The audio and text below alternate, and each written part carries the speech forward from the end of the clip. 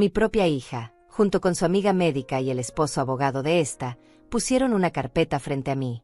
O firmaba mi casa de $2.700.000 para ellas, o me declararían incompetente.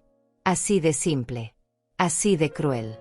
Nos mudamos mañana, mamá, dijo Diana con esa sonrisa que conocía desde que era niña. La misma sonrisa que ponía cuando rompía algo y culpaba al gato.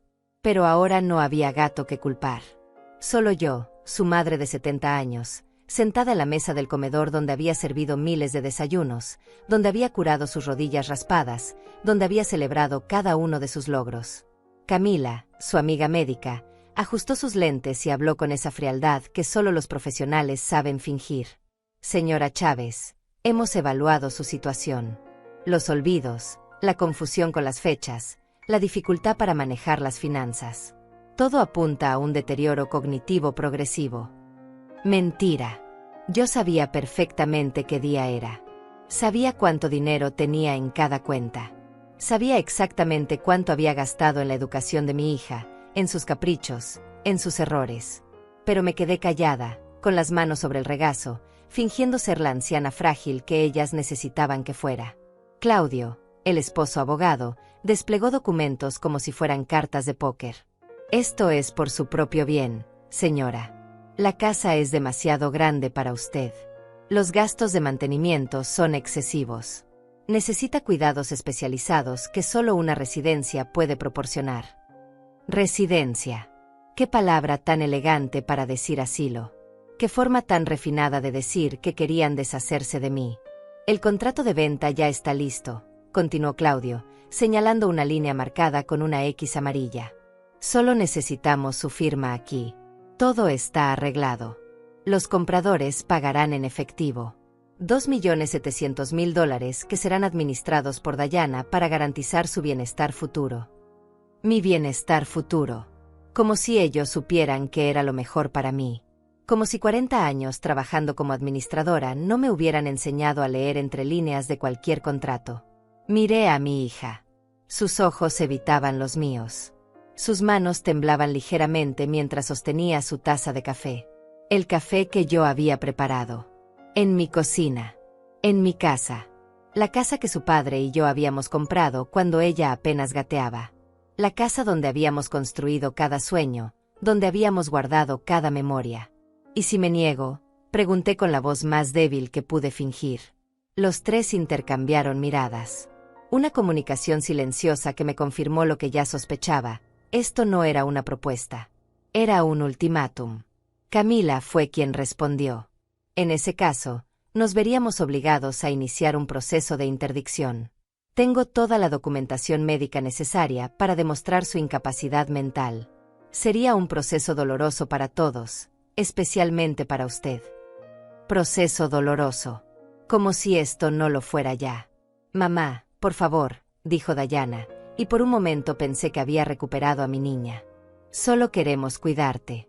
La casa es muy grande, muy sola. En la residencia tendrás compañía, actividades, atención médica las 24 horas.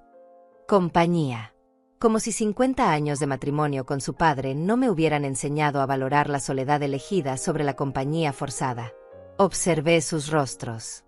Diana fingía preocupación, pero sus ojos brillaban con una codicia que me revolvía el estómago. Camila revisaba su reloj cada pocos minutos, como si tuviera prisa por terminar con este teatro y cobrar su parte. Claudio tamborileaba los dedos sobre la mesa, calculando cifras en su cabeza. Me acordé de cuando Diana tenía 8 años y se había lastimado la rodilla jugando en el patio. Había corrido hacia mí llorando, buscando consuelo en mis brazos. Yo había limpiado su herida con tanto cuidado, había soplado suavemente para que no doliera, había puesto una curita con dibujitos de mariposas. Ella había dejado de llorar y me había dicho: «Eres la mejor mamá del mundo». ¿Dónde había quedado esa niña? ¿En qué momento mi pequeña se había convertido en esta mujer que me miraba como si fuera un obstáculo en su camino hacia la riqueza? Necesito tiempo para pensarlo, murmuré, haciendo que mi voz sonara temblorosa. No hay tiempo, mamá, respondió Diana con impaciencia. Los compradores necesitan una respuesta hoy. Si no firmamos ahora, perderemos la oportunidad. Perderemos. Como si ella fuera la propietaria. Como si mis 50 años de vida en esta casa no contaran para nada. Tomé la pluma que Claudio había puesto sobre la mesa. La sostuve entre mis dedos como si pesara toneladas. Observé la décima amarilla que marcaba el lugar donde debía firmar mi rendición. El lugar donde debía entregar no solo mi casa, sino mi dignidad, mi independencia, mi derecho a decidir sobre mi propia vida. Los tres se inclinaron hacia adelante, esperando ver mi firma aparecer en el papel. Sus respiraciones se volvieron más superficiales. El silencio se hizo denso, pesado, lleno de expectativa. Y entonces sonreí. Una sonrisa pequeña, casi imperceptible, que ninguno de los tres notó porque estaban demasiado ocupados saboreando su victoria anticipada. Pero antes de contarles lo que hice después, quiero preguntarte algo. ¿Desde dónde me escuchas? ¿Estás en tu casa, rodeado de las cosas que más amas? ¿Tienes hijos? ¿Confías en ellos? Porque lo que estoy a punto de contarte podría cambiar esa confianza para siempre. La pluma seguía en mi mano, inmóvil sobre el papel. Y mi sonrisa, aunque pequeña, contenía secretos que ellos no podían imaginar. Esa mañana, antes de que llegaran con sus documentos y sus mentiras, yo estaba en el jardín trasero regando las rosas que Hermildo había plantado para nuestro 20º aniversario. 25 años han pasado desde que se fue, pero las rosas siguen floreciendo cada primavera como si él estuviera aquí susurrándole secretos de amor.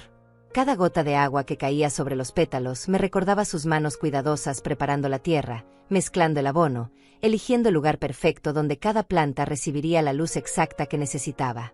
Las rosas son como las mujeres, me decía mientras trabajaba, necesitan cuidado, paciencia, y sobre todo, respeto por su tiempo de crecimiento. Hermildo siempre supo ver la belleza en las cosas que requerían tiempo y dedicación. Por eso se enamoró de mí cuando yo era apenas una joven insegura que trabajaba en la oficina de contabilidad del puerto. Por eso invirtió todos sus ahorros en esta casa cuando apenas era una estructura de concreto sin terminar.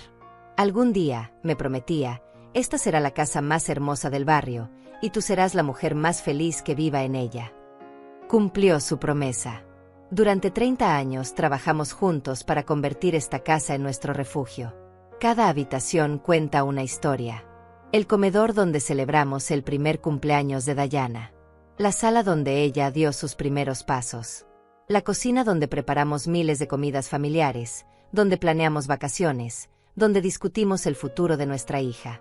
Hermildo murió aquí, en nuestra cama, rodeado del amor que habíamos construido durante medio siglo. Sus últimas palabras fueron: «Cuida nuestra casa, Ivana». Es el testimonio de todo lo que fuimos juntos. Y yo lo había cuidado. Durante 25 años había mantenido cada rincón exactamente como a él le hubiera gustado. Las cortinas color crema que elegimos juntos en el mercado de telas. Los cuadros que compramos en nuestro viaje a Puebla. El reloj de péndulo que heredamos de su madre y que aún marca las horas con la misma precisión de siempre. Cada mañana me levanto y preparo café en la misma cafetera que usábamos cuando él vivía. 2 tazas, por costumbre. Una para mí, otra para su memoria. Me siento en la mesa del comedor y leo el periódico en voz alta, comentando las noticias como si él estuviera ahí escuchándome, asintiendo con esa sabiduría silenciosa que lo caracterizaba. La casa no es demasiado grande para mí, como decía Claudio. La casa es exactamente del tamaño de mis recuerdos. Cada habitación respira con la historia de nuestra familia. Cada mueble guarda secretos de conversaciones nocturnas, de risas compartidas, de lágrimas consoladas. Después de regar las rosas, entré a la cocina para preparar el almuerzo. Hermildo siempre llegaba a las 12:30, hambriento después de su trabajo en la construcción. Por costumbre, aún cocino a esa hora.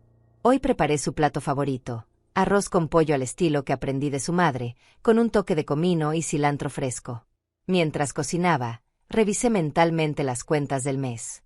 $400 de servicios básicos. 200 de alimentación. 300 de gastos varios. Mi pensión de $1,500 mensuales cubría perfectamente todos mis gastos, con un sobrante que guardaba religiosamente para emergencias. No había confusión con las fechas, como había mentido Camila. No había dificultad para manejar las finanzas, como había inventado Claudio. Mi mente estaba tan clara como el agua de manantial. Pero ellos necesitaban que yo pareciera incompetente para justificar su robo. A las 11:30 sonó el timbre. Pensé que era la señora Rosana, mi vecina, que siempre pasaba a tomar café los miércoles. Pero cuando abrí la puerta, encontré a Dayana acompañada de 2 personas que no reconocí inmediatamente. «Hola, mamá», dijo Dayana besándome la mejilla con esa frialdad que había desarrollado en los últimos años. «Te presento a Camila, mi amiga médica, y a Claudio, su esposo. Necesitamos hablar contigo». Camila me extendió la mano con una sonrisa profesional que no llegaba a sus ojos. Claudio me saludó con un apretón firme, demasiado firme para ser casual. Sus miradas recorrieron la casa con una evaluación que me hizo sentir incómoda, como si estuvieran tasando cada objeto, calculando el valor de cada mueble. «Pasen, por favor», les dije, manteniendo la hospitalidad que Hermildo me había enseñado. «¿Gustan café? Acabo de preparar una jarra fresca». «No, mamá, no vinimos a tomar café», respondió Dayana con una prisa que me extrañó. «Vinimos a hablar de tu situación». «Mi situación». Como si vivir sola y tranquila en mi propia casa fuera una enfermedad que necesitara cura. Los invité a sentarse en la sala. Camila eligió el sillón donde Hermildo solía leer sus periódicos. Claudio se acomodó en el sofá, desplegando un maletín sobre la mesa de centro. Dayana permaneció de pie, nerviosa, evitando mirar las fotografías familiares que decoraban las paredes. En esas fotografías estábamos nosotros, Hermildo y yo el día de nuestra boda, jóvenes y llenos de esperanza. Dayana en diferentes etapas de su crecimiento, siempre sonriendo, siempre rodeada de nuestro amor. Fotos de cumpleaños, graduaciones, navidades. Momentos de una familia que una vez fue feliz. «Señora Chávez», comenzó Camila con esa voz que los médicos usan para dar malas noticias, «hemos estado evaluando su comportamiento reciente y creemos que es momento de considerar algunas opciones para su cuidado». Mi cuidado. Como si 70 años de vida no me hubieran enseñado a cuidarme sola. Miré a mi hija, buscando en sus ojos algún rastro de la niña que había criado con tanto amor. Pero lo único que encontré fue la mirada fría de una extraña que había venido a robarme todo lo que más amaba. Y fue en ese momento cuando comprendí que la guerra había comenzado. «Mamá, sabemos que últimamente has tenido algunos problemas», comenzó Dayana, sentándose en el borde del sofá como si estuviera preparándose para salir corriendo en cualquier momento. «Olvidas pagar algunas cuentas, te confundes con los nombres, dejas la estufa encendida». Cada una de sus acusaciones era una mentira. Yo nunca había olvidado pagar una cuenta en mi vida. Mis facturas se pagaban el primer día hábil de cada mes, exactamente como Hermildo me había enseñado. Mi memoria para los nombres era mejor que la de cualquier persona de mi edad. Y la estufa, esa maldita estufa que ella mencionaba, la había dejado encendida una sola vez hace 6 meses cuando sonó el teléfono y tuve que atender una emergencia de la señora Rosana. Una vez. En 70 años de cocinar diariamente.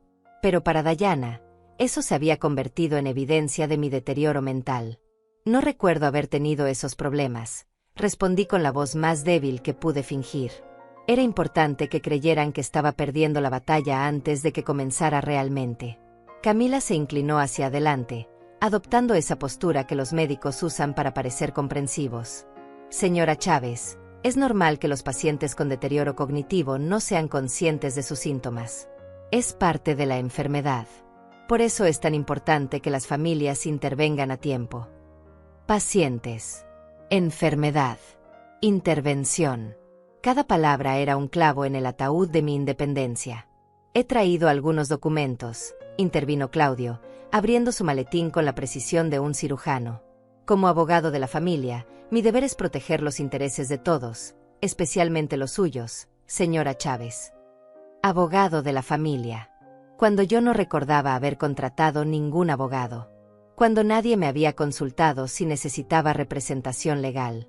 «Verá», continuó Claudio, desplegando papeles sobre la mesa de centro, «esta casa representa un activo muy valioso. $2.700.000, según la tasación más reciente. Pero también representa una carga financiera considerable. Los impuestos anuales son de $32.000. El mantenimiento básico cuesta al menos $15.000 al año. Los seguros, otros $8.000.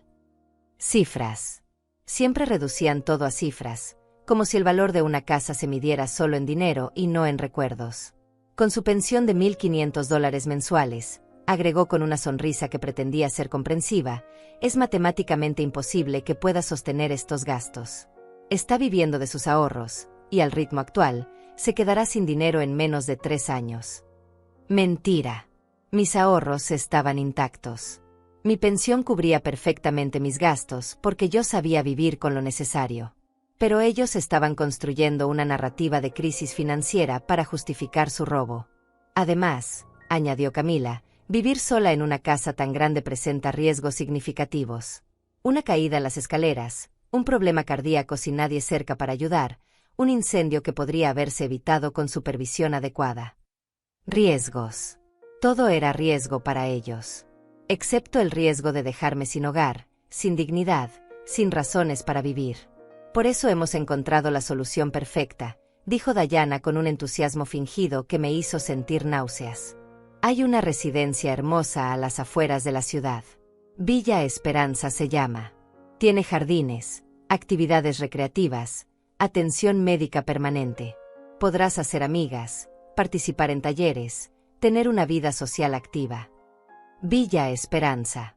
Había pasado por ese lugar algunas veces. Era un asilo caro, moderno, pero asilo al fin. Un lugar donde las personas mayores iban a esperar la muerte rodeadas de extraños que fingían cariño a cambio de un salario. Suena muy bonito, murmuré, manteniendo mi actuación de anciana confundida. ¿Pero cuánto cuesta? $4,000 mensuales, respondió Claudio. Es una inversión en su calidad de vida, señora Chávez. $4,000. Casi 3 veces mi pensión. Imposible de sostener a largo plazo, pero perfecto para ellos porque significaba que necesitarían vender mi casa para financiar mi encierro. ¿Y cómo pagaríamos eso?, pregunté, fingiendo preocupación. Los 3 intercambiaron miradas. El momento que habían estado esperando. Bueno, dijo Dayana, tendríamos que vender la casa. Pero piénsalo, mamá. $2,700,000 bien invertidos te darían ingresos suficientes para vivir cómodamente en Villa Esperanza durante muchos años. Durante muchos años. No para siempre. Solo hasta que el dinero se agotara y entonces, ¿qué? ¿Me dejarían morir en la calle? Ya tenemos compradores interesados, añadió Claudio, sacando más papeles de su maletín. Una pareja joven con 2 niños. Están dispuestos a pagar el precio completo, en efectivo, sin financiamiento. La transacción podría completarse en 2 semanas. Todo estaba demasiado bien organizado. Demasiado perfecto. Demasiado rápido. Como si hubieran estado planeando esto durante meses. ¿Y dónde viviría mientras se completa la venta?, pregunté. Con nosotros, por supuesto, respondió Camila con una sonrisa que no me engañó. Tenemos una habitación libre. Estarías muy cómoda. Una habitación libre en casa de extraños. Dependiendo de la caridad de personas que me veían como una carga. Esperando a que me trasladaran a Villa Esperanza como un paquete incómodo. Necesito tiempo para pensarlo, dije nuevamente. Mamá, no hay tiempo, insistió Dayana con una urgencia que reveló su verdadera naturaleza. Los compradores necesitan una respuesta hoy. Si no firmamos ahora, buscarán otra propiedad. Hoy. Todo tenía que ser hoy. No mañana, no la próxima semana. Hoy.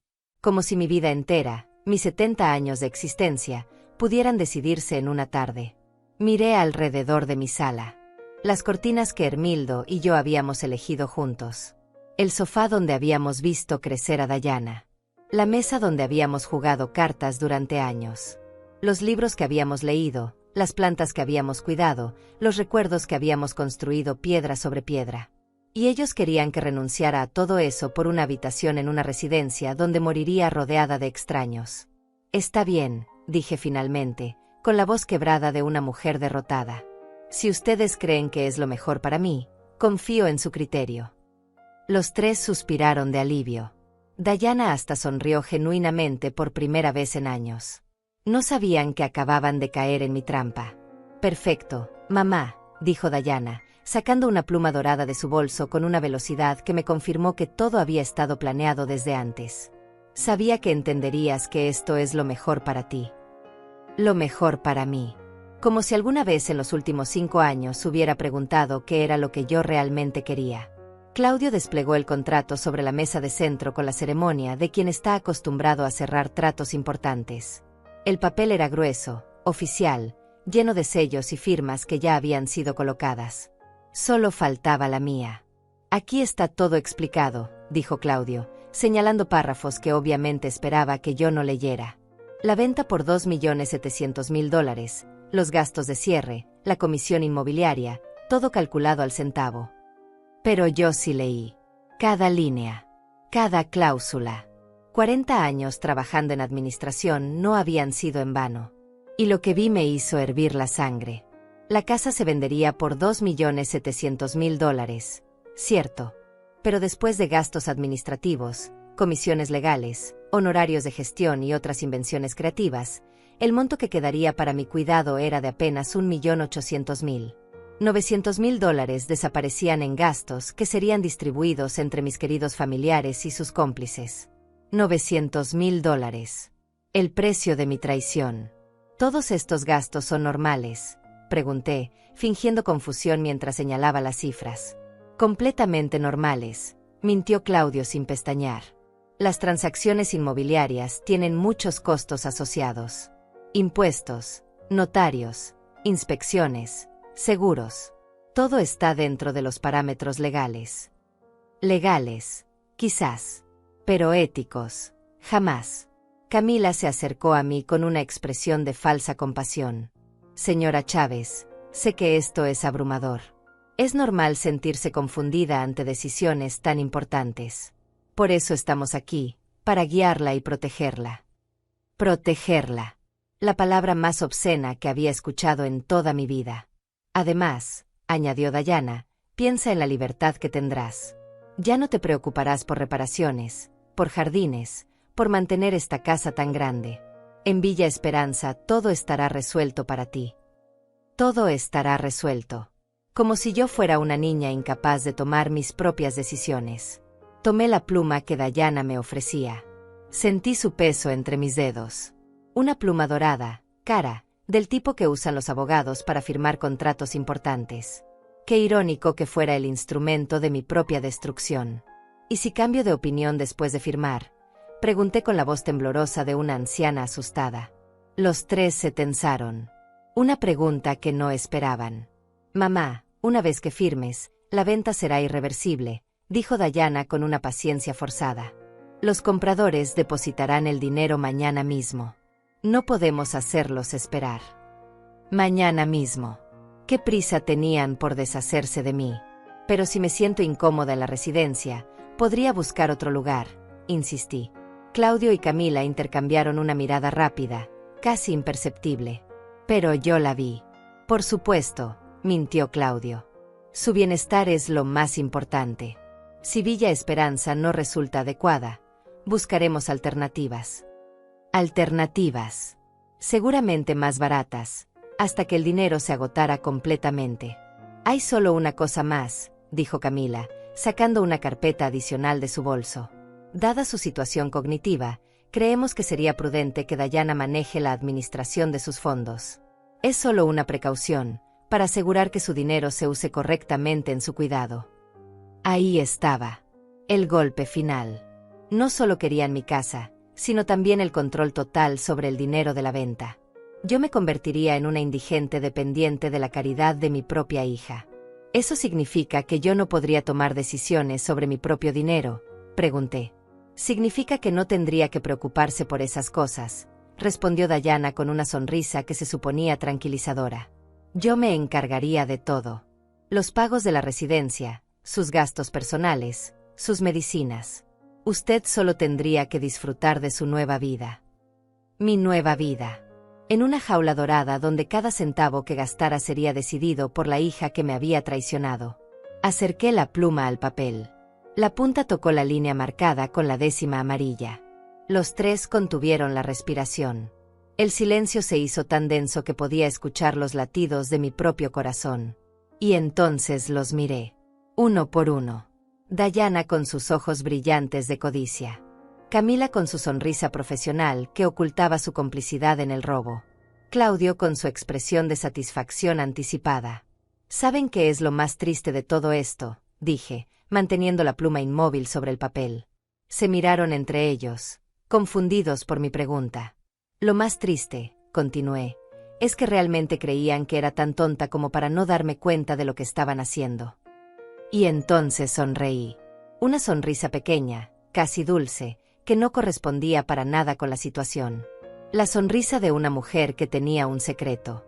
La sonrisa de una mujer que había estado fingiendo desde el momento en que habían puesto un pie en su casa.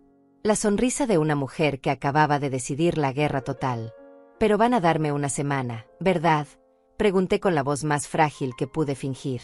Una semana para despedirme de mi hogar, para empacar mis recuerdos, para preparar mi corazón para esta nueva etapa.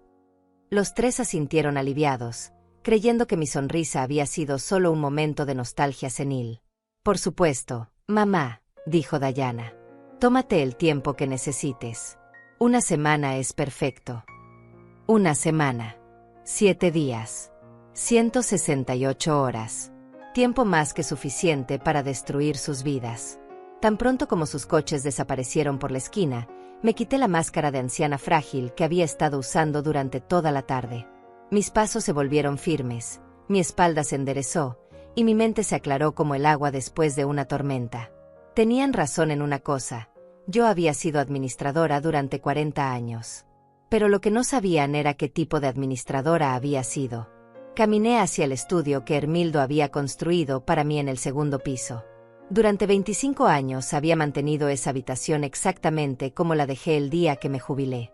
Mi escritorio de madera maciza, mis archiveros perfectamente organizados, mi computadora que actualizaba religiosamente cada 3 años. Abrí el primer cajón del archivero principal.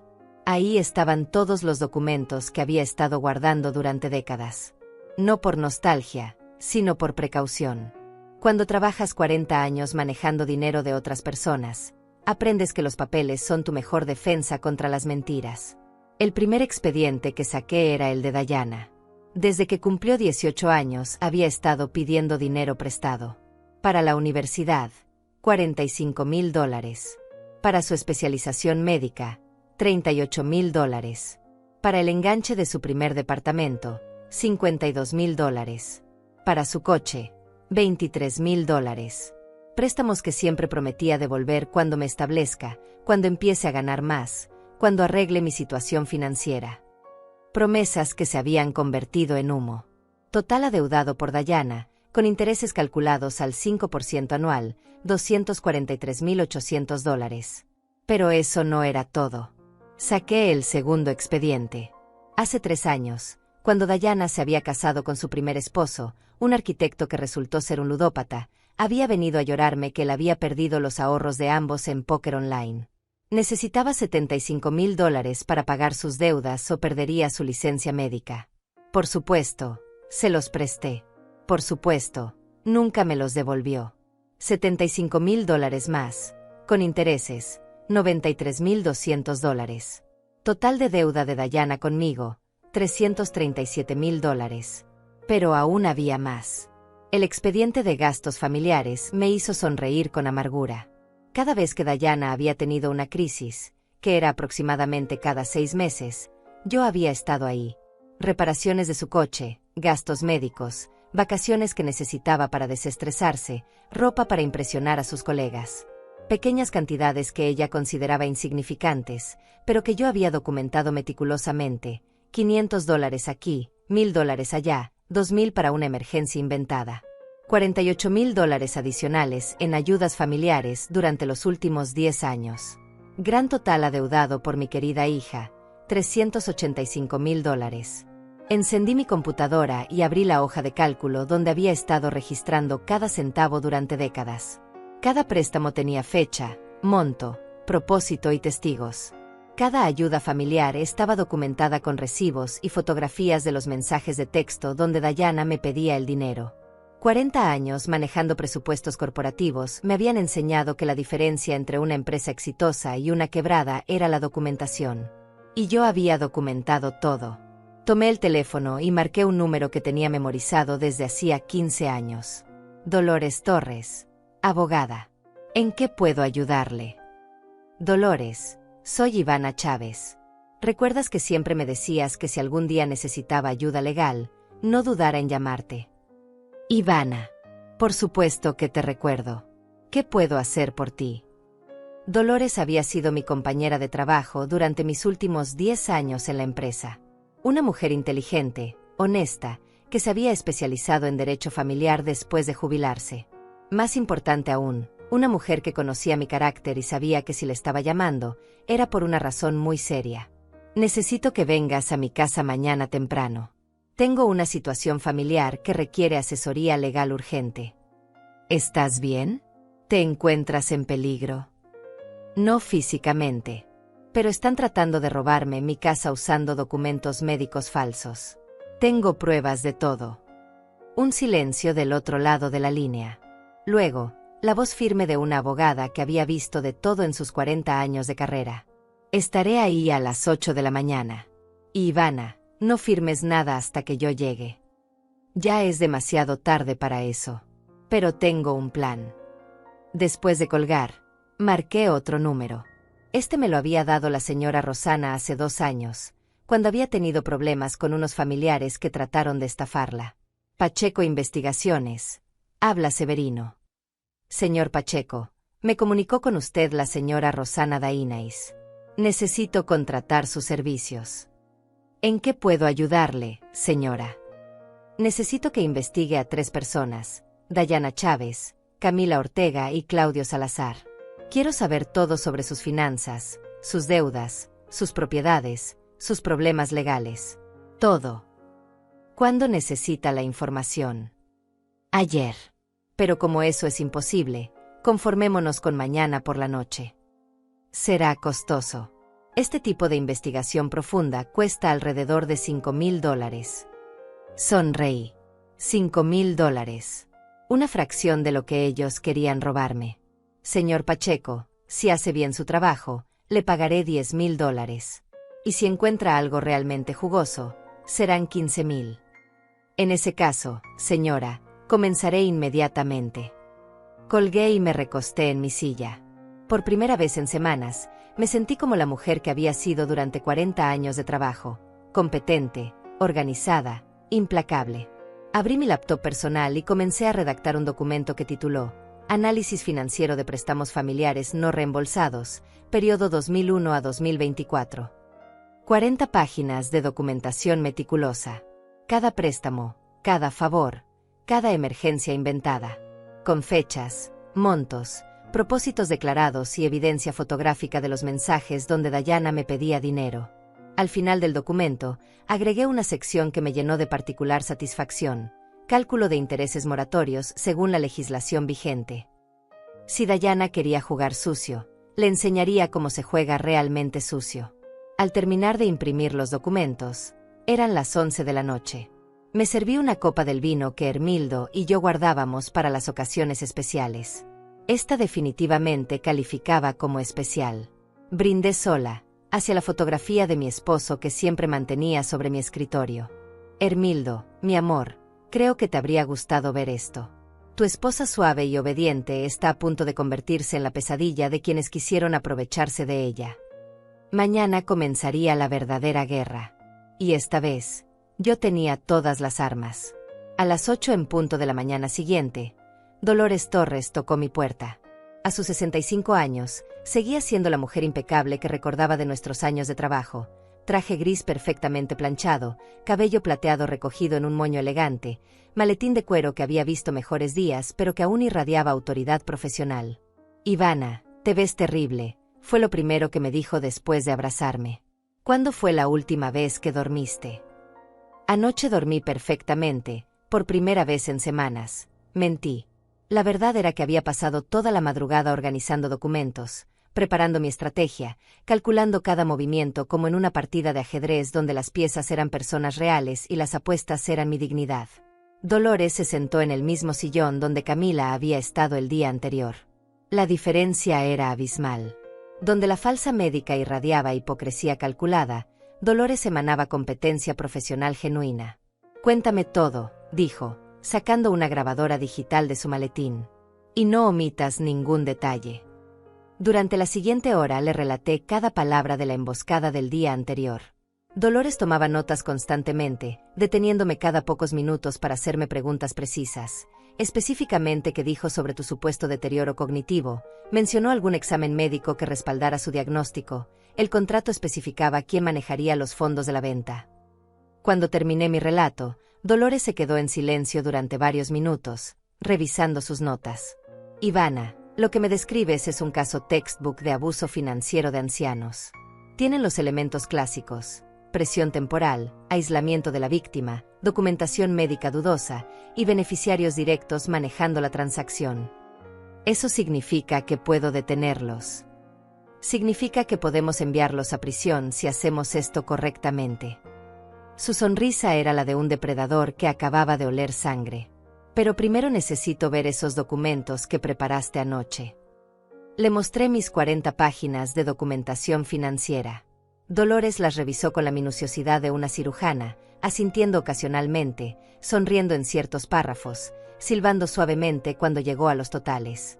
$385,000, murmuró. Ivana, con esta documentación podrías demandar a tu hija por fraude y recuperar cada centavo con intereses y daños punitivos. Eso es exactamente lo que planeo hacer. Pero no todavía. Dolores levantó una ceja. ¿Qué tienes en mente? Le expliqué mi plan. Dolores escuchó en silencio, su expresión cambiando gradualmente de preocupación a asombro, y finalmente a una sonrisa de admiración pura. Ivana Chávez, eres una mujer terrible, dijo cuando terminé. Y me encanta absolutamente todo sobre tu plan. A las 10 de la mañana, Dolores se fue con una copia de todos mis documentos e instrucciones específicas sobre los pasos legales que debía seguir. A las 11, recibí la llamada de Severino Pacheco. Señora Chávez, tengo noticias interesantes sobre sus objetivos. Le escucho. Dayana Chávez debe $120,000 en tarjetas de crédito. Su clínica privada está en números rojos desde hace 2 años. El mes pasado recibió una demanda por mala praxis que podría costarle $500,000 si la pierde. Cada palabra era música para mis oídos. Continúe. Camila Ortega, la supuesta médica, perdió su licencia hace 3 años por prescribir medicamentos sin autorización. Actualmente trabaja como consultora de wellness, que es una forma elegante de decir que vende vitaminas caras a señoras ricas. No era médica. Por supuesto que no era médica. Y el esposo, Claudio Salazar, es aún más interesante. Tiene una orden de restricción de su exesposa por violencia doméstica. Su bufete cerró el año pasado por malversación de fondos de clientes. Actualmente está siendo investigado por el Colegio de Abogados por prácticas fraudulentas. Tiene toda esa información documentada. Señora, tengo copias de demandas, reportes crediticios, transcripciones de audiencias judiciales. Si necesita hundir a estas 3 personas, tengo suficiente munición para convertirlos en un cráter. Perfecto. Envíeme todo por correo electrónico y prepare 3 copias físicas de cada documento. Ya está hecho. ¿Cuándo quiere que les tienda la trampa? Paciencia, señor Pacheco. Primero necesito que ellos crean que han ganado. A las 2 de la tarde, llamé a Dayana. Hola, mija, dije con la voz quebrada de una anciana derrotada. ¿Podrías venir esta tarde? He estado pensando en lo que me dijeron ayer y creo que tienen razón. Por supuesto, mamá. ¿Estás bien? Suenas diferente. Estoy cansada, Dayana. Muy cansada. Pasé toda la noche despierta, pensando en mi vida, en mis opciones. Y llegué a la conclusión de que ustedes saben lo que es mejor para mí. Un silencio del otro lado. Luego, la voz de Dayana cargada de falsa preocupación y genuino alivio. Mamá, me alegra tanto escuchar eso. Camila y Claudio estarán muy contentos. Hemos estado preocupados por ti. ¿Podrían venir a las 4? Quisiera firmar esos papeles antes de que cambie de opinión. Por supuesto. Estaremos ahí puntualmente. Colgué y me dirigí al espejo del recibidor. La mujer que me miraba desde el reflejo ya no era la anciana frágil de ayer. Era una guerrera de 70 años que había decidido defender su territorio. Pero cuando Dayana, Camila y Claudio llegaran, verían exactamente lo que necesitaban ver: una mujer derrotada, resignada, lista para entregar su vida en sus manos. A las 4:05, estaba sentada en la sala, con los ojos enrojecidos como si hubiera estado llorando, la espalda encorvada como si el peso del mundo estuviera sobre mis hombros, las manos temblorosas como si la edad hubiera llegado de repente. Cuando sonó el timbre, caminé lentamente hacia la puerta, arrastrando los pies como una mujer que había perdido toda esperanza. «Pasen, por favor», les dije con la voz más triste que pude fingir. Los estaba esperando. Los tres entraron con expresiones de triunfo mal disimulado. Claudio ya tenía su maletín abierto, Camila sonreía con esa condescendencia profesional que creía tranquilizadora, y Dayana, mi propia hija, me miraba como un depredador que sabía que su presa ya no tenía escapatoria. «Mamá, te ves mejor hoy», mintió Dayana. «¿Dormiste bien?» «No mucho», respondí, permitiendo que mi voz se quebrara ligeramente. «Pero sí lo suficiente para entender que ustedes tienen razón. Soy una carga. Esta casa es demasiado grande para mí. Y ustedes solo quieren lo mejor para mí». Camila se acercó y me tomó de las manos con esa falsedad que ya no me engañaba. «Señora Chávez, tomar decisiones difíciles requiere mucho valor. Estamos muy orgullosos de usted». «¿Orgullosos? ¿De robarme mi casa y mi dignidad? ¿Trajeron los papeles?», pregunté con la voz de una mujer que se había rendido completamente. «Por supuesto», dijo Claudio, desplegando el contrato sobre la mesa. «Todo está exactamente como ayer. Solo necesitamos su firma aquí». Tomé la pluma con manos que fingí temblorosas. La acerqué al papel. Los tres se inclinaron hacia adelante, conteniendo la respiración. Y entonces firmé: Ivana Chávez, con la letra temblorosa de una anciana derrotada. Los tres suspiraron de alivio simultáneamente. Dayana hasta cerró los ojos como si hubiera estado conteniendo la respiración durante horas. «Perfecto», dijo Claudio, guardando el contrato en su maletín como si fuera el tesoro más valioso del mundo. «Los compradores depositarán el dinero mañana por la mañana. Para el viernes, todo estará terminado». «¿Y cuándo tendría que irme de aquí?», pregunté con la voz quebrada. «El lunes», respondió Dayana. «Pero no te preocupes, mamá. Nosotros te ayudaremos con la mudanza. Y en Villa Esperanza estarás mucho mejor». «El lunes. 4 días para vaciar 50 años de vida». «Está bien», murmuré. «Supongo que es hora de empezar a empacar». Se fueron 20 minutos después, con sonrisas de triunfo y promesas de cuidarme siempre. En cuanto sus coches desaparecieron, marqué el teléfono de Dolores. «Ya mordieron el anzuelo», le dije. «Perfecto. Todo salió según el plan. Mejor de lo que esperaba. Mañana por la mañana comenzará el verdadero espectáculo». Esa noche preparé una cena especial. La última que cocinaría en mi cocina como propietaria de mi casa. Pero también sería la primera que cocinaría como una mujer libre de la ingenuidad que me había hecho creer que la familia era sagrada.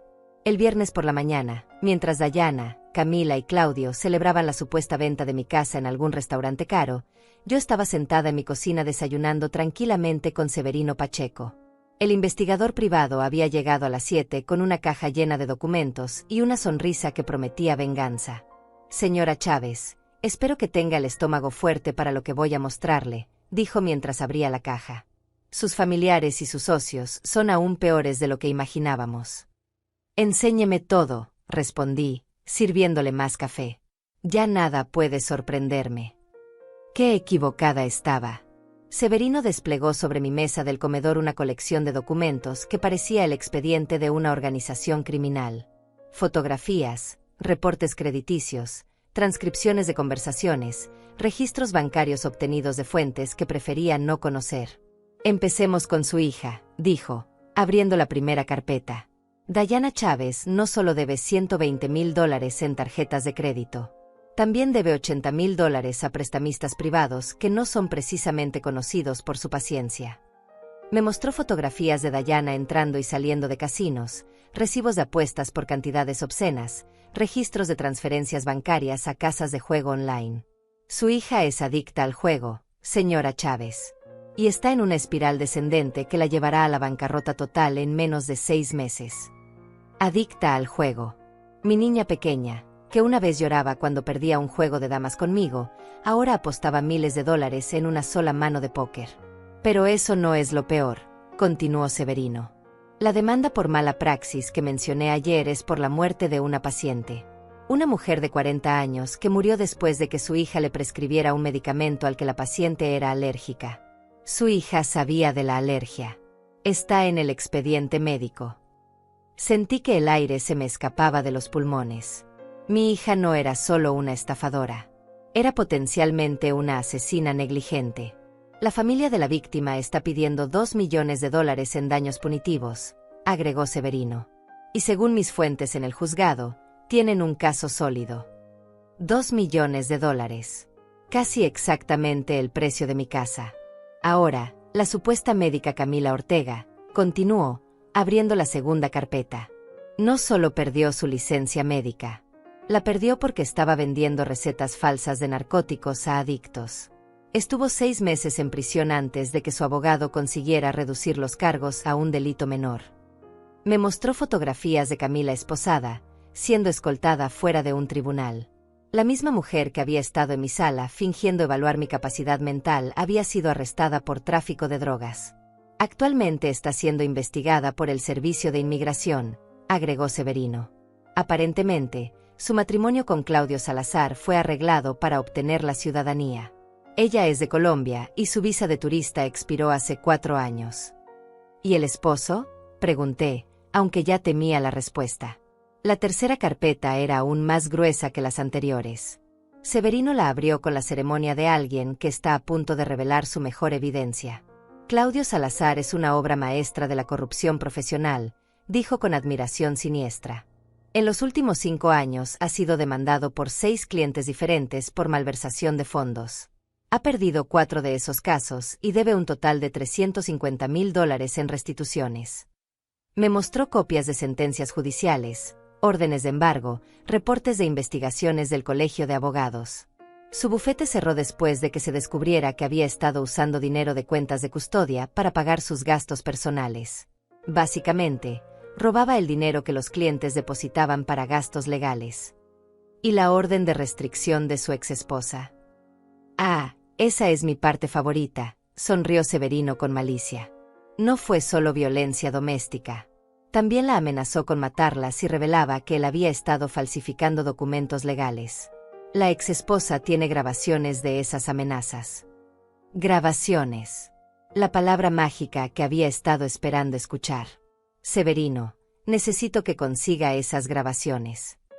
Ya las tengo, dijo, sacando un dispositivo de audio digital de su chaqueta. La exesposa de Claudio fue muy colaborativa cuando le expliqué que su exmarido estaba planeando estafar a una anciana. Aparentemente, aún guarda mucho rencor. ¿Qué más tiene?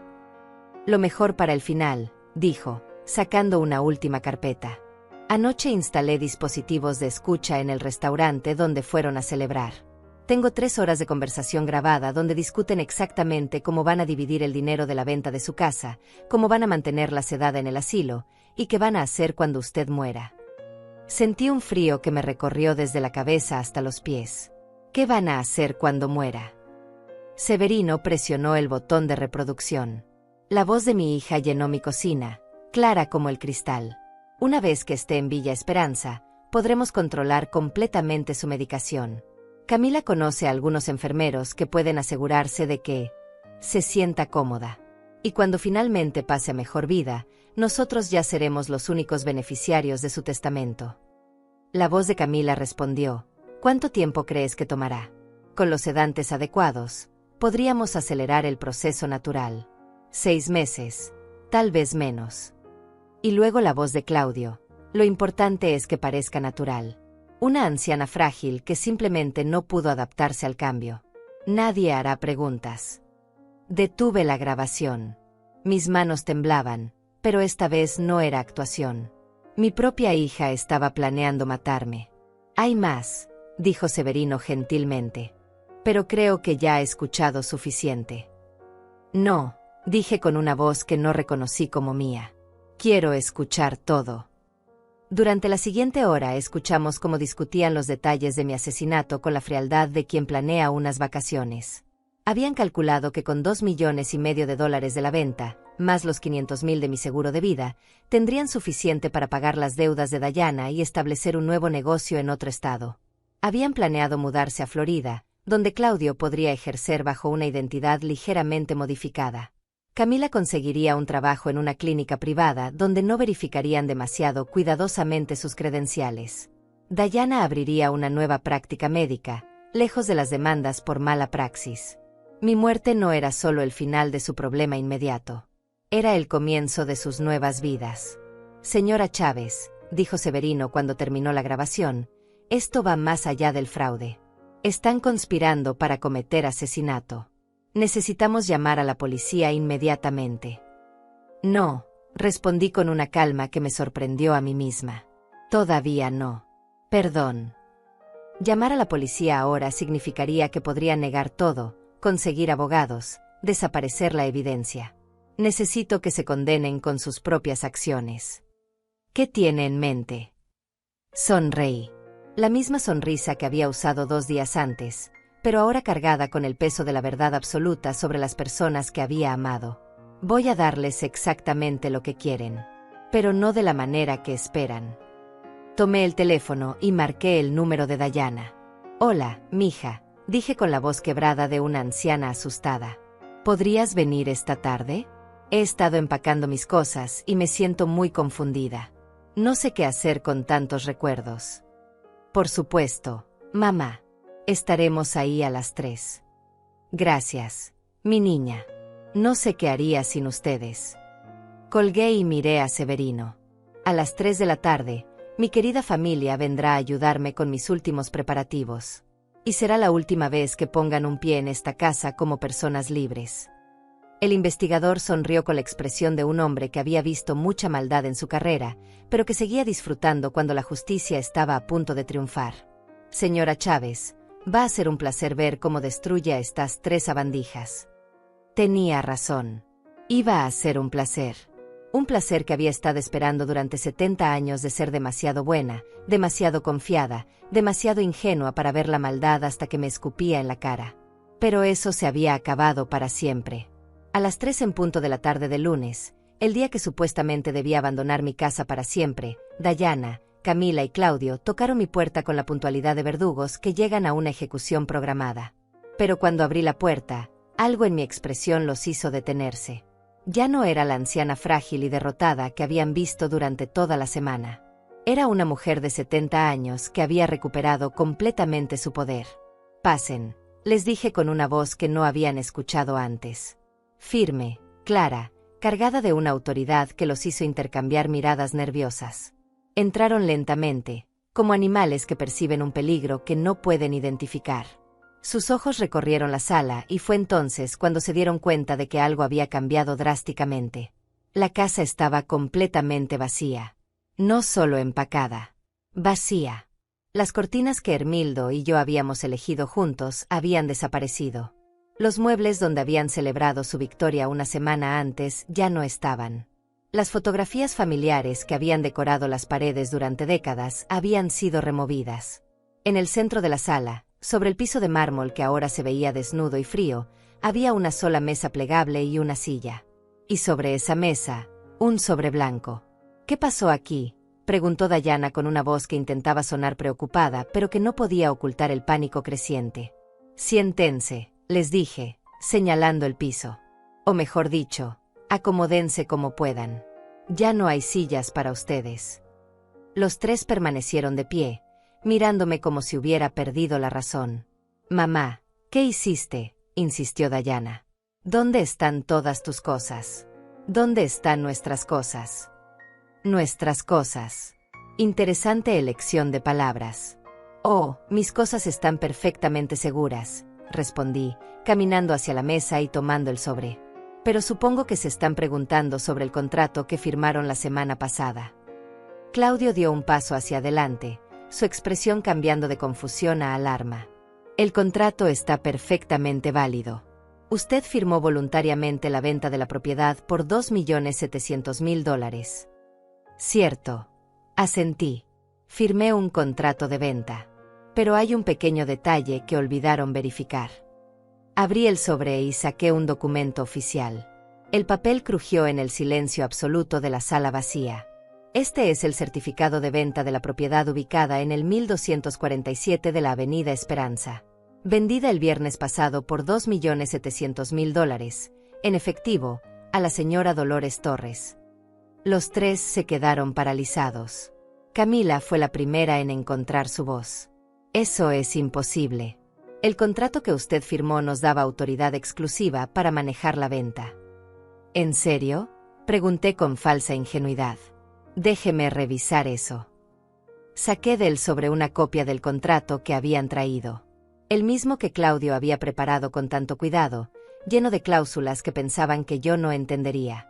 Aquí dice claramente, continué, señalando una línea específica, que yo autorizaba la venta de la propiedad ubicada en el 1247 de la Avenida Esperanza a los compradores identificados como Juan y María González. Claudio arrebató el papel de mis manos, sus ojos recorriendo franticamente cada línea. Los compradores están claramente identificados aquí. Juan y María González. Dirección en la Colonia del Valle. ¿No los recuerdan? Ustedes mismos me dijeron que eran una pareja joven con 2 niños que necesitaban una casa familiar. Pero nosotros controlábamos la transacción, tartamudeó Claudio. Nosotros íbamos a recibir el dinero para administrarlo. Oh, sí, sobre eso, dije, sacando otro documento del sobre.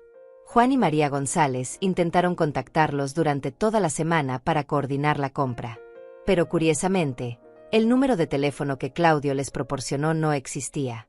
Y la dirección de su supuesto bufete resultó ser un lote baldío. El color se había drenado completamente del rostro de Claudio. Afortunadamente, continué, Juan y María son personas muy dedicadas. Cuando no pudieron contactar a su representante legal, vinieron directamente a mí. Imagine mi sorpresa cuando me explicaron que ustedes les habían dicho que yo estaba desesperada por vender porque tenía una enfermedad terminal y necesitaba el dinero para tratamiento médico. Dayana abrió la boca para hablar, pero levanté mi mano para detenerla. Todavía no he terminado. Juan y María González, resulta ser, son investigadores especializados en fraudes inmobiliarios. Trabajaban en coordinación con la Fiscalía Estatal, que había recibido una denuncia anónima sobre un posible esquema de abuso financiero contra una persona mayor.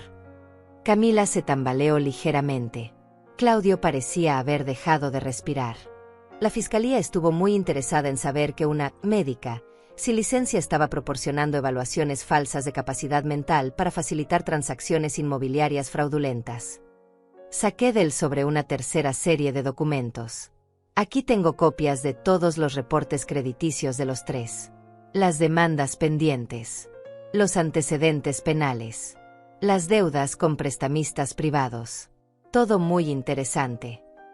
Sus rostros habían pasado del shock al terror absoluto. Pero lo más fascinante, continué, sacando un pequeño dispositivo de audio, fueron las grabaciones de su celebración del viernes pasado. Especialmente la parte donde discutían cómo mantenerme sedada en el asilo hasta que muriera, naturalmente, punto. Presioné el botón de reproducción. La voz de Dayana llenó la sala vacía.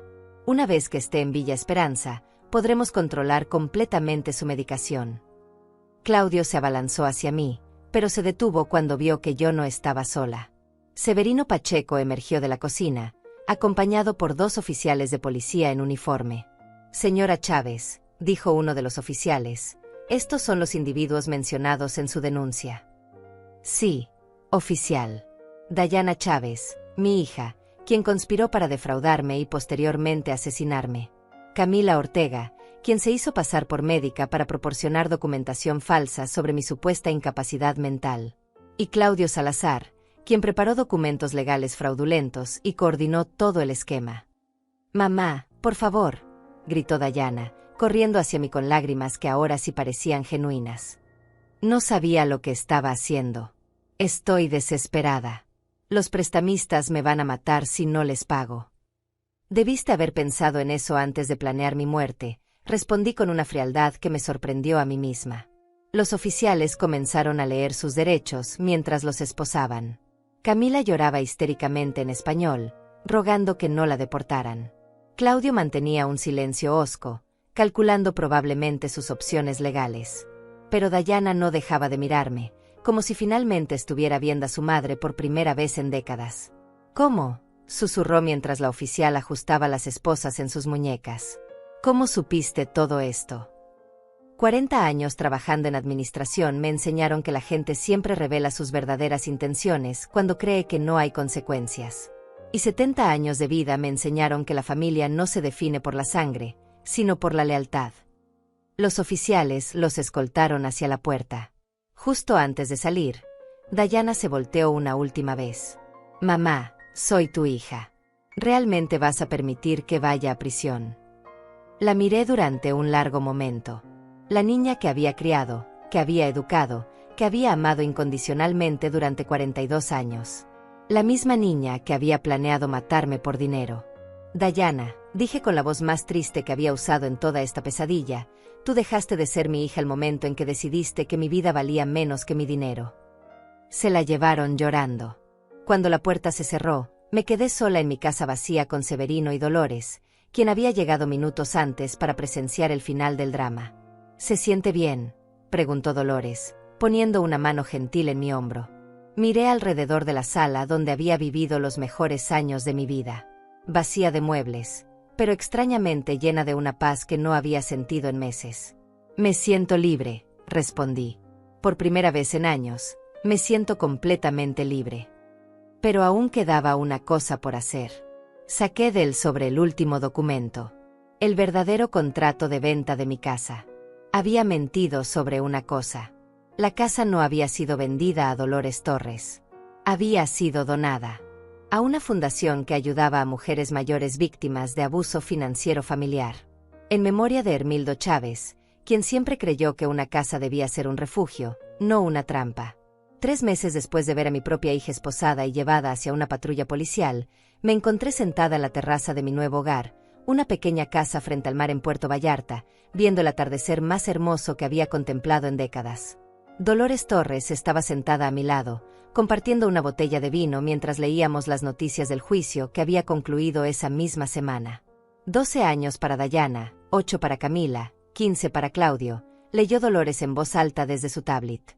El juez dijo que la conspiración para cometer asesinato de una persona mayor constituía uno de los casos más despreciables que había visto en su carrera. 12 años. Mi hija pasaría los siguientes 12 años de su vida en prisión, pagando por haber planeado mi muerte. Parte de mí, la parte que recordaba a la niña de 8 años que corrían hacia mis brazos cuando se lastimaba, sentía una tristeza profunda. Pero la mayor parte de mí sentía algo que no había experimentado en años. Paz absoluta. ¿Has sabido algo de ella?, preguntó Dolores gentilmente. Me escribió una carta la semana pasada, respondí, tomando un sorbo de vino. 4 páginas pidiendo perdón, explicando que estaba desesperada, que nunca realmente habrían hecho daño. Que todo era idea de Claudio y Camila. ¿Vas a responderle? Ya lo hice. Saqué de mi bolso una carta doblada. Una sola línea. El perdón se gana con acciones, no con palabras. Tienes 12 años para pensar en cuáles serán las tuyas. Dolores sonrió. Ivana Chávez, eres una mujer implacable. Tuve que serlo. Durante 70 años fui demasiado suave, demasiado confiada, demasiado dispuesta a creer que la gente actuaría con decencia porque yo lo hacía. Casi me cuesta la vida. El océano se extendía infinito frente a nosotras, las olas rompiendo suavemente contra la arena dorada. Esta casa era una 10ª parte del tamaño de mi antigua casa, pero se sentía 10 veces más espaciosa. No había fantasmas de traición en estos muros. No había recuerdos de hijos ingratos planeando mi muerte en el comedor. Cuéntame sobre la fundación, dijo Dolores. ¿Cómo va el proyecto? Mi sonrisa se volvió genuina por primera vez en la conversación. La Fundación Hermildo Chávez había sido la mejor decisión que había tomado en toda mi vida. Hemos ayudado a 14 mujeres en estos 3 meses, respondí con orgullo. Señoras que estaban siendo estafadas por hijos, nietos, sobrinos. Todas creían que no tenían opciones, que tenían que aceptar el abuso porque era familia, punto. ¿Y ahora? Ahora tienen refugio, asesoría legal gratuita, y más importante, saben que no están solas. La casa que Hermildo y yo construimos con tanto amor ahora protege a mujeres que necesitan exactamente eso, protección. Mi antigua casa había sido convertida en un refugio temporal donde mujeres mayores víctimas de abuso financiero familiar podían vivir mientras reorganizaban sus vidas. Tenía capacidad para 8 residentes simultáneas, con habitaciones privadas pero espacios comunes donde podían apoyarse mutuamente. La señora Rosana, mi antigua vecina, se ofreció como voluntaria para coordinar las actividades diarias. Continué. Dice que nunca había visto mujeres recuperar su dignidad tan rápidamente como cuando se dan cuenta de que merecen respeto, sin importar su edad. Dolores levantó su copa. Por Hermildo Chávez, quien construyó una casa que sigue protegiendo a mujeres 50 años después. Por Hermildo, respondí, chocando mi copa contra la suya. Y por las lecciones dolorosas que a veces necesitamos aprender para convertirnos en quienes realmente estamos destinadas a ser. Mi teléfono sonó. El identificador mostraba un número que reconocí inmediatamente, la oficina de Severino Pacheco en Ciudad de México. Señora Chávez, tengo noticias que creo que le interesarán, dijo Severino sin preámbulos. Le escucho. ¿Recuerda los $385,000 que su hija le debía por todos esos préstamos que nunca pagó? Por supuesto. El juez ordenó que sus bienes sean embargados para pagar esa deuda. Su departamento, su coche, sus cuentas bancarias, todo. El dinero será transferido a usted como restitución por daños financieros. $385,000. Dinero que había dado por perdido años atrás, ahora regresando a mí como un regalo inesperado del universo. Hay más, continuó Severino. La familia de la paciente que murió por la negligencia de Dayana ganó su demanda. $2 millones en daños. Como Dayana no tiene bienes para pagar, el juez determinó que cualquier herencia o bien familiar que ella hubiera esperado recibir puede ser embargado para satisfacer la sentencia. ¿Qué significa eso? Significa que técnicamente, la familia de la víctima podría haber reclamado el valor de su antigua casa si usted no la hubiera donado ya. Al donarla a una fundación benéfica, la protegió de cualquier embargo futuro. Fue un movimiento brillante. Después de colgar, le conté a Dolores sobre la llamada. Ella negó con la cabeza, maravillada. Es como si el universo estuviera recompensándote por hacer lo correcto. O tal vez, respondí, es simplemente que cuando dejas de permitir que te traten mal, la vida mejora naturalmente. Esa noche, después de que Dolores se fue a su hotel, me quedé sola en mi terraza escribiendo en el diario que había comenzado el día que me mudé a Puerto Vallarta. Era mi forma de procesar todo lo que había vivido, pero también de documentar las lecciones para cualquier mujer que pudiera encontrarse en una situación similar algún día. Día 92 en mi nueva vida. Escribí. Hoy me di cuenta de que el mayor error que cometí durante años no fue confiar demasiado en Dayana. Fue no confiar lo suficiente en mí misma. Durante décadas permití que otros definieran mi valor. Mi esposo me veía como su compañera perfecta, así que fui la esposa ideal. Mi hija me veía como una fuente inagotable de apoyo financiero, así que fui la madre que siempre decía sí. Los demás me veían como una anciana frágil, así que comencé a actuar como si lo fuera. Pero cuando finalmente me obligaron a luchar por mi vida, descubrí a la mujer que había estado escondida adentro durante todo este tiempo. Una mujer inteligente, capaz, estratégica. Una mujer que no necesita la aprobación de nadie para validar su existencia. Levanté la vista del diario y miré hacia el océano. En la distancia, las luces de un barco pesquero se movían lentamente hacia el horizonte. Fishermen starting their night shift, just like I was starting mine. Por primera vez en mi vida, no tenía que cuidar a nadie más que a mí misma. No tenía que preocuparme por las deudas de nadie, las crisis de nadie, las demandas emocionales de nadie. Mi tiempo era mío. Mi dinero era mío. Mis decisiones eran mías. Y con esa libertad, había elegido ayudar a otras mujeres que estaban donde yo había estado 3 meses antes, sintiéndose atrapadas por obligaciones familiares que en realidad eran cadenas. Mi teléfono sonó nuevamente. Esta vez era un número local. ¿Señora Chávez? Habla María Elena Vázquez, del refugio. Tenemos una situación urgente. Una mujer de 68 años, cuyo hijo está tratando de forzarla a vender su casa para pagar sus deudas de juego. Ella está en el aeropuerto, acaba de escapar de Guadalajara. ¿Podemos recibirla esta noche? Por supuesto, respondí inmediatamente. Dígale que tome un taxi directamente al refugio. Yo haré las llamadas necesarias para prepararle una habitación. Después de colgar, sonreí hacia el océano nocturno. Hermildo había tenido razón todos estos años. Una casa no era solo un lugar donde vivir. Era un refugio, un santuario, un lugar donde las personas podían sanar y recuperar su fuerza. Mi antigua casa seguía siendo exactamente eso. Solo que ahora protegía a mujeres que realmente lo necesitaban, en lugar de ser un premio codiciado por parásitos familiares. A la mañana siguiente, mientras preparaba mi café matutino en mi pequeña cocina frente al mar, reflexioné sobre la ironía de toda la situación. Dayana había obtenido exactamente lo contrario de lo que quería. En lugar de heredar $2.700.000, ahora debía casi $3 millones entre restituciones, daños punitivos y gastos legales. Camila había sido deportada a Colombia, donde aparentemente tenía más problemas legales esperándola. Claudio había perdido definitivamente su licencia de abogado y enfrentaba cargos adicionales por falsificación de documentos en otros casos. Y yo, la supuesta víctima frágil que iban a manipular fácilmente, había terminado más fuerte, más libre y más próspera de lo que había estado en años. Pero la verdadera victoria no era el dinero recuperado o ver a mis enemigos castigados. La verdadera victoria era la mujer en la que me había convertido. Una mujer que había aprendido que la edad no era sinónimo de vulnerabilidad, que ser mayor significaba tener más experiencia, más sabiduría, más herramientas para enfrentar la adversidad. Una mujer que había descubierto que el amor propio no era egoísmo, sino supervivencia.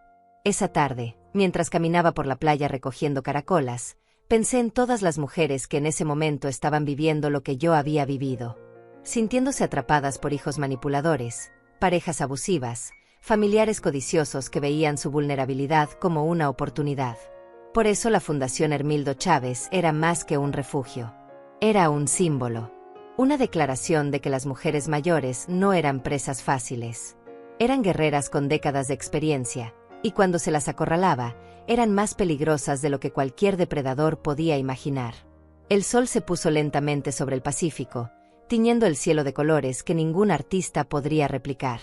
Mi nueva vida se extendía ante mí como ese océano infinito, llena de posibilidades, aventuras y, por primera vez en décadas, completamente bajo mi control. Dayana había dicho que nos mudábamos mañana. Tenía razón. Solo que la que se mudó fui yo. A una vida donde nadie podría traicionarme otra vez, porque finalmente había aprendido la lección más importante de todas. La persona en quien más debes confiar eres tú misma. Y yo iba a ser fiel a esa confianza por el resto de mis días.